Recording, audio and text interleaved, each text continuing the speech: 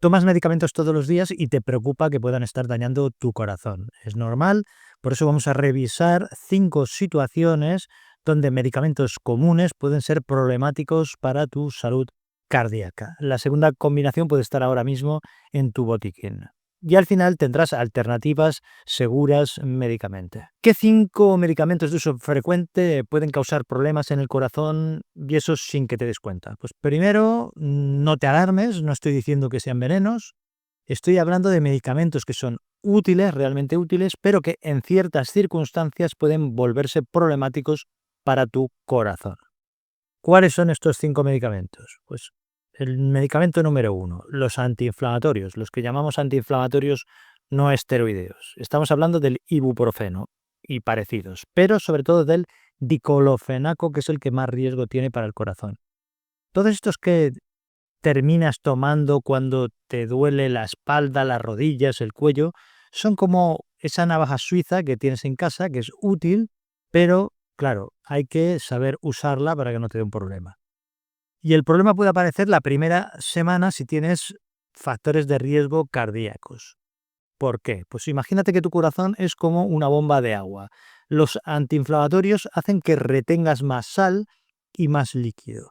Es como si de repente tuvieras que bombear más agua con la misma bomba. Y si tu corazón, tu bomba, ya está un poco cansado, pues puede fallar. Este es el problema. El medicamento número 2, la combinación peligrosa. Y esto es algo sorprendente. Son medicamentos que por separado protegen tu corazón, pero juntos pueden ser un problema. Por eso hablo de combinación peligrosa. Un medicamento para la presión arterial, como el enalapril o el losartán, con un diurético y además añadido un antiinflamatorio. 3 medicamentos a la vez.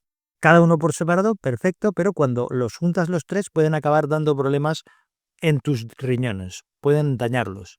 Y esto se agrava muchísimo más si te deshidratas. Por ejemplo, con una gastroenteritis, un día de mucho calor, fiebre, pues tus riñones pueden fallar con más posibilidad con estas 3 medicamentos combinados. Y cuando tu riñón falla, tu corazón sufre. Es como tener 3 amigos estupendos que cuando se juntan y hay alcohol de por medio, pues arman una bronca. Ya me entiendes, ¿verdad?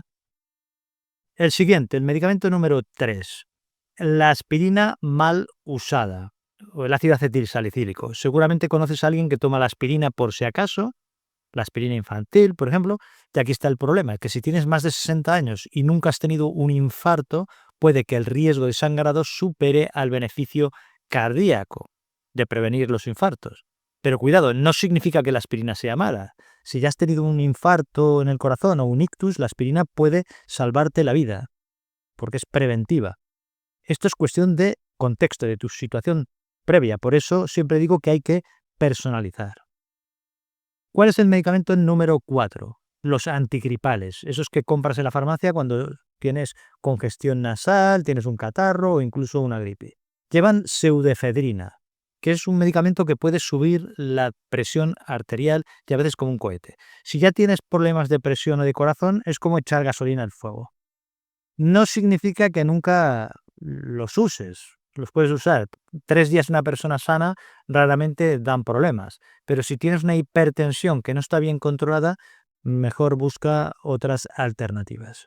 El medicamento número 5, la digoxina sin control. La digoxina es un medicamento del siglo XVIII que todavía se usa para algunas arritmias cardíacas. El problema es que tiene una ventana muy estrecha entre me ayuda y me intoxica. Y si no se controlan los niveles en la sangre de forma regular, puede acumularse y provocar arritmias peligrosas. Es decir, hay que tener bajo control este medicamento. Y bajo control, en algunas condiciones, puede ser muy útil. Pero hoy en día hay alternativas disponibles en cada caso. Pero a veces sigue siendo la mejor opción. Entonces, ¿cuál es la conclusión de esto que explico? Pues como ves, no es que estos medicamentos sean demonios disfrazados ni nada por el estilo. Es que hay situaciones específicas donde pueden ser problemáticos. Y entonces te estarás preguntando, me preguntarás, vale, doctor, pero ¿cómo sé si esto me está afectando a mí? O también me preguntarás, bueno, ¿y si me afecta, ¿Es reversible esto? ¿Cómo saber si alguno de estos medicamentos está empezando a afectar tu corazón? Pues tranquilos, lo primero que quiero que sepas es que muchos de estos problemas pueden mejorar mucho si se detectan a tiempo. Como siempre, la detección temprana es importante, pero necesitas saber reconocer las señales. Y tu cuerpo es sabio, siempre te avisa cuando algo no va bien. El truco está en saber escuchar las señales y actuar según su gravedad. ¿Cuáles son estas señales? Pues la señal número 1, la hinchazón que va apareciendo. Si notas que se te hinchan los pies, los tobillos o las piernas, sobre todo al final del día, presta atención. Es como si tu cuerpo fuera una esponja que no puede escurrir bien el agua. Y esto puede pasar cuando tu corazón está trabajando más de la cuenta por culpa de los antiinflamatorios o la combinación peligrosa que he comentado antes. O sea que presta atención a este hinchazón. En segundo lugar, señal número 2, que el corazón se acelera. Palpitaciones que antes no tenías. Esta sensación de que el corazón se te sale del pecho o que va demasiado rápido. Esto podría ser por la pseudoefedrina que llevan los antigripales o por niveles problemáticos de la digoxina que hemos comentado antes. Es como si tu corazón fuera un motor revolucionado sin control. La señal número 3, el aire que no llega. Te falta aire, te cansas más de lo normal subiendo escaleras o haciendo cosas que antes hacías sin problemas, empiezas a ahogarte. Pues es como si tus pulmones fueran una bolsa que no puede llenar completamente. Y esto nos puede indicar que tu corazón no está bombeando con la eficiencia que tenía antes. Después hay dos señales que solo aparecen en los análisis de sangre, pero que también son importantes, que son críticas.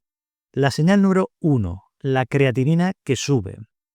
Si en tu último análisis la creatinina ha subido, puede indicar que tus riñones están sufriendo más conforme más alta está esta creatinina. Y cuando los riñones sufren, pues el corazón también sufre. Y esto es especialmente común con la combinación peligrosa que mencioné antes. La señal número 2, el potasio descontrolado, que está muy alto, que está muy bajo. Ambos pueden afectar al ritmo del corazón. Esto lo podríamos comparar a la sal del agua del mar, que muy poca o demasiada y los peces no pueden vivir. Pues esto podríamos hacer la comparación. Te voy a contar un caso. Cambio los datos por privacidad. María, de 67 años, llevaba tiempo tomando ibuprofeno para su artrosis, más un medicamento para la presión arterial y un diurético suave. Llegó a urgencias porque se ahogaba cada vez más subiendo un piso. Tenía los pies hinchados y la creatinina en la analítica elevada. Y no era que se estaba haciendo mayor, era que esa combinación de la que hablábamos antes estaba dando problemas. La recuperación fue gradual y en las primeras semanas mejoró la respiración, pero la función del riñón, el riñón tardó más tiempo en recuperarse. Algunos pacientes necesitan más tiempo, sobre todo en casos severos, si hay daño. Si has reconocido algunas de estas señales, consulta con tu médico pronto. Cuanto antes se detecte, mejores son las posibilidades de recuperación. Lo que he dicho antes, la detección temprana es importante. Lo esperanzador es que hay alternativas seguras a muchos de estos medicamentos. ¿Qué alternativas puedes usar en lugar de estos medicamentos cuando te den problemas a tu corazón? Aquí viene la parte que más me gusta. Para cada problema existe una solución. Aquí no se trata de aguantar el dolor o de dejar de tratarte, de ponerte tratamientos. Se trata de encontrar opciones más seguras para tu situación específica. ¿Qué opciones? Pues alternativa número 1. Para el dolor sin dañar el corazón, pues en lugar de utilizar el ibuprofeno o el diclofenaco, usar el paracetamol, que será tu mejor amigo, en general. Es como cambiar un martillo por un destornillador. Conseguirás lo mismo, meter el clavo, pero con la herramienta más adecuada y menos traumática. Si necesitas antiinflamatorios ocasionalmente, pues recuerda que a menor dosis, menos riesgo. Pero nunca los tomes por tu cuenta. En realidad, sobre todo si tienes enfermedades, mejor consultar. Pero no te quedes solo con pastillas, porque si tienes dolor en las articulaciones, lo que sea, el calor local para las contracturas, el frío para los dolores agudos, fisioterapia con agua tibia, los dispositivos TENS también son útiles para el dolor crónico. Los TENS son unos dispositivos pequeños de electroestimulación que se pueden usar en algunos casos de dolor crónico, y todo esto sería como si lubricas una bisagra oxidada en lugar de forzarla. Alternativa 2. ¿Cómo evitar la combinación peligrosa que hemos comentado antes? Aquí la clave no es quitar medicamentos, sino vigilarlos de cerca. A veces esto es lo que se ha de hacer. Si necesitas tomar un antiinflamatorio y ya tomas medicamentos para la tensión, como el losartán, el halapril o parecidos, tu médico debe controlar la función renal, cómo va el riñón más frecuentemente. Y además es fundamental tener una buena hidratación, porque ya he dicho antes que la deshidratación convierte una situación que es controlable en una urgencia. Es como conducir de noche. No dejas de conducir, pero enciendes los faros, las luces para ir con cuidado y vas con más atención. Pues esto. La alternativa 3, para saber si necesitas aspirina, la famosa aspirina infantil. Pues si nunca has tenido un infarto y tienes más de 60 años, pregunta a tu médico si realmente necesitas una aspirina infantil preventiva. Las guías actuales sugieren que los riesgos de tomarla pueden superar los beneficios. Ahora bien, si ya has tenido problemas cardíacos, un infarto en el corazón o has tenido un ictus, pues la aspirina infantil sigue siendo tu escudo protector. Es como si llevaras un cinturón de seguridad que si ya has tenido un accidente, pues no te lo quitas. Algo parecido. La alternativa número 4, para la congestión nasal. Pues en lugar de tomar pastillas o sobres con pseudoefedrina, usa sprays nasales con suero fisiológico o humidificadores. Para congestiones nasales más intensas, pues hay sprays con corticoides que actúan solo localmente, pero mejor que los uses con receta médica. Es como tratar el problema donde está, no bombardear todo el cuerpo con un medicamento cuando el problema es local. La alternativa número 5. Si tienes problemas cardíacos. Si tomas digoxina, lo crucial es que tu médico controle los niveles en sangre regularmente. Además, hoy tenemos alternativas disponibles según cada caso específico. Pero el problema es que a veces la digoxina sigue siendo la mejor opción, pero siempre bajo control estricto. Es como tener un coche clásico, que puede ser excelente, pero necesita más mantenimiento. Por ejemplo, recuerdo un caso de un hombre de 74 años, cambio un poco los datos, que llevaba años tomando diclofenaco para las rodillas y enalapril para la presión arterial. Y un día le añadieron un diurético suave y empezó como a ahogarse, con fatiga y con mareos. El médico de familia detectó que la creatinina había subido ligeramente.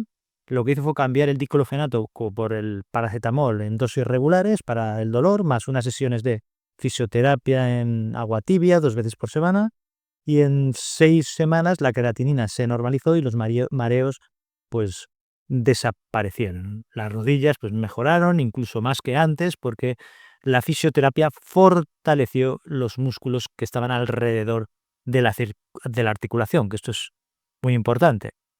En fin, que lo importante es que no cambió todo de golpe, sino que fue un ajuste progresivo, personalizado para su situación y siempre bajo supervisión médica.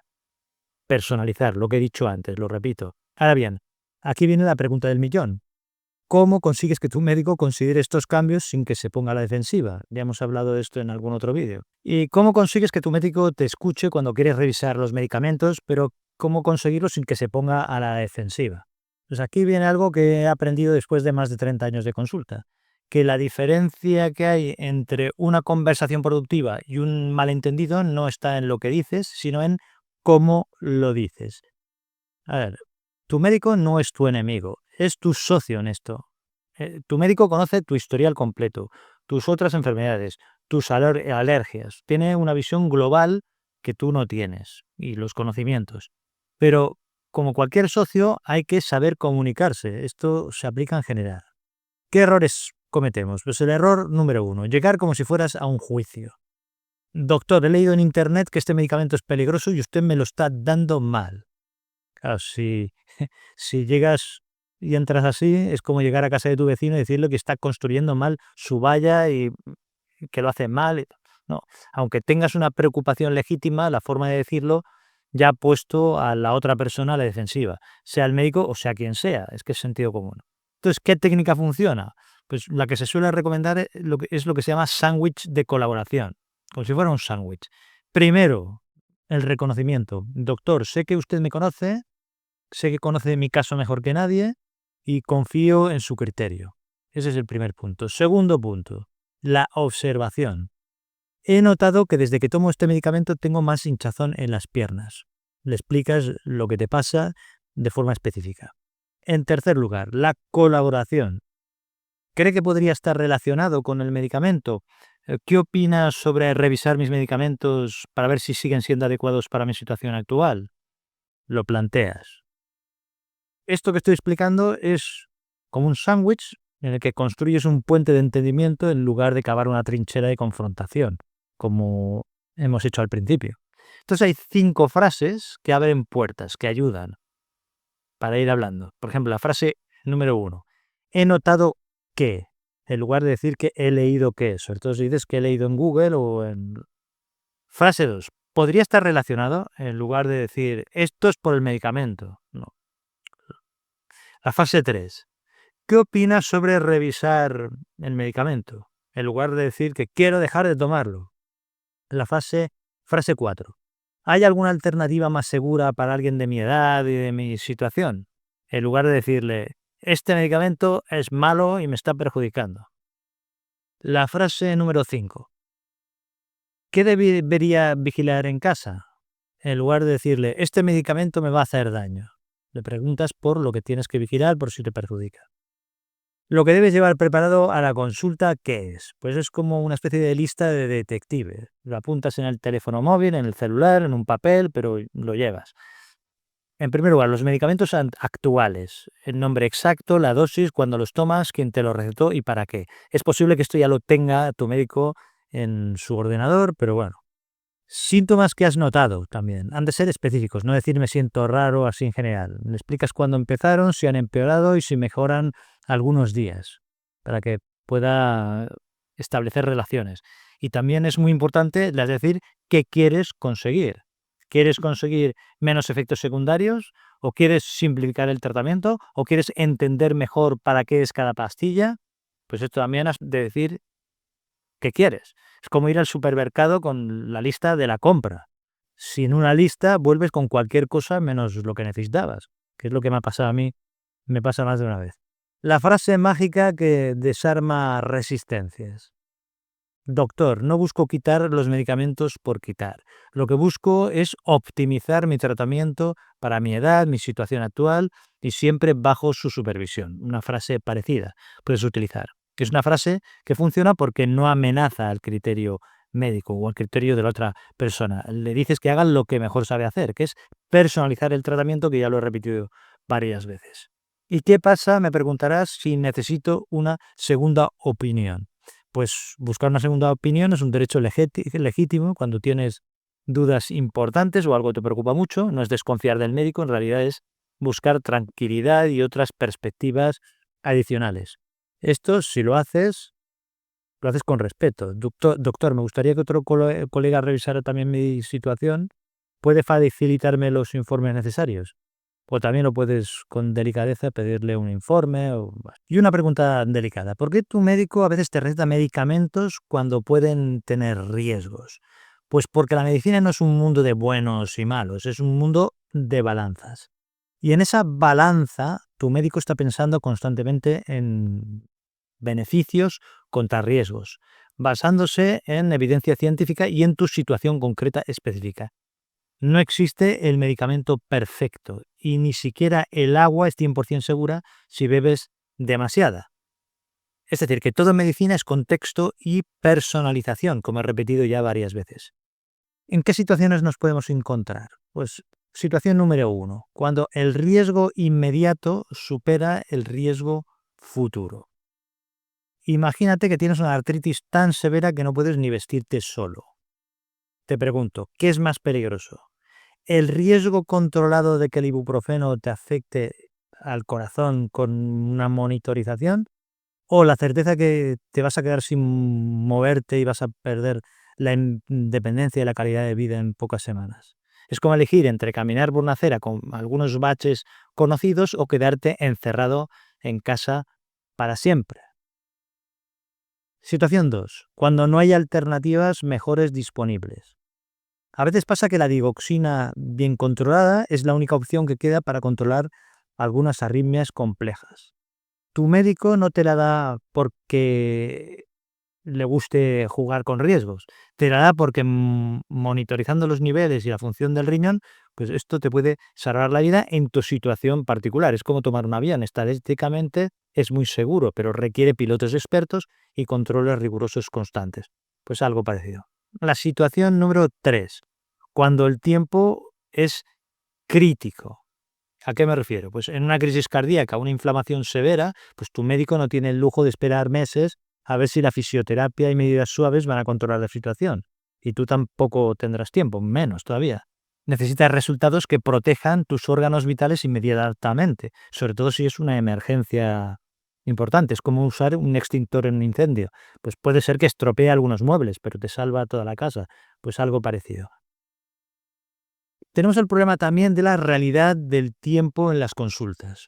Tu médico tiene, en el mejor de los casos, 10 minutos contigo. En estos 10 minutos, ¿qué es lo que ha de hacer? Pues hay que revisar los análisis, escuchar los síntomas, explorar lo necesario, revisar las interacciones con otros medicamentos, tomar decisiones basadas en las guías clínicas y en la evidencia científica, explicarte el tratamiento y además documentarlo todo, escribirlo en el ordenador o en el portátil o lo que use.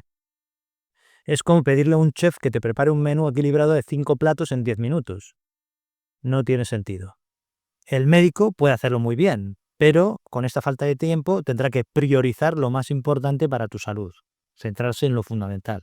Por eso es tan valioso que llegues también preparado con tu lista de detective que hemos comentado antes. No para complicarle la vida al médico ni a ti, sino para ayudarle a usar esos 10 minutos de la forma más eficiente posible para tu beneficio. Después tenemos el tema de la medicina personalizada real. La medicina personalizada real no es solo análisis genéticos futuristas y que hay documentales por internet, no. Es tu médico sabiendo que tienes 70 años, que vives solo, que tienes tendencia a olvidar qué tomas si estás consumiendo más de 3 pastillas, que prefieres caminar antes que nadar, que tu prioridad es mantener tu independencia, que te conoce. Y todo esto influye en qué medicamento vas a elegir, en qué dosis has de tomar y durante cuánto tiempo has de tomar el medicamento. Esto es como un traje a la medida, que no solo es tu talla física, sino es también tu estilo de vida completo. Otra cuestión importante es tu papel como paciente informado. Un paciente informado no es el que llega habiendo estudiado medicina en Internet, con Google, no. Es el que sabe observar su cuerpo, sabe anotar los cambios y sabe comunicarse claramente y colaborar con las decisiones. Es de lo que hemos estado hablando aquí, y he dado ideas y estrategias. Es el que entiende que hacer preguntas respetuosas no es desconfiar, es participar activamente en tu cuidado. Aquí el objetivo nunca es estar libre de medicamentos por estar libre, no es librarse completamente de los medicamentos. Eso es irreal. El objetivo es estar con los medicamentos justos, en las dosis justas, durante el tiempo justo, para tu situación específica y para tus objetivos de vida. Porque al final, la mejor medicina no es solo la que funciona perfectamente según los estudios de investigación, no. Es la medicina que funciona para ti, para tu vida real, con tus circunstancias únicas y bajo supervisión médica experta. Volvemos a la personalización que he hablado antes, la real. Y esto solo se consigue con una alianza entre tu experiencia como paciente y la formación científica de tu médico como profesional. ¿Cuál va a ser tu siguiente paso en esta semana para proteger mejor tu corazón de posibles efectos de medicamentos? No te pido que hagas 10 cosas ni que cambies los medicamentos por tu cuenta. Por supuesto que no. ¿Qué te pido? Pues te pido que hagas una sola cosa. Una conversación. ¿A qué me refiero? Pues que elijas un solo medicamento de tu lista, el que más tiempo lleves tomando o el que más dudas te genera después de ver este vídeo. Y en tu próxima consulta utiliza la técnica del sándwich que te he enseñado antes para comunicarte con el médico, con tu médico, una conversación respetuosa, un medicamento específico y una posibilidad de optimización. Y recuerda, nunca suspendas ni cambies medicamentos sin supervisión médica. ¿Por qué? Porque algunos requieren reducción gradual y controlada para evitar efectos rebote y también otras cosas adicionales. No se trata de quitar medicamentos por quitar, se trata de optimizarlos para tu vida actual y siempre bajo criterio médico experto. En definitiva, que tu corazón ha latido millones de veces para llevarte hasta aquí y que merece un cuidado personalizado, experto y sin prisas. Y si además de esto quieres profundizar más sobre medicamentos problemáticos en mayores, pues aquí tienes un análisis completo de medicamentos muy usados en otro vídeo que hice, que son medicamentos que podrían ser peligrosos para la salud en general si no se controlan bien, y explico también alternativas específicas. Y por supuesto, dime en los comentarios cuál de estos 5 medicamentos o situaciones reconociste primero. Tu experiencia podrá ayudar a otras personas a identificar situaciones y quizá pues, a solucionar algún problema. Pues un abrazo, cuídate con inteligencia y nos vemos en el próximo vídeo.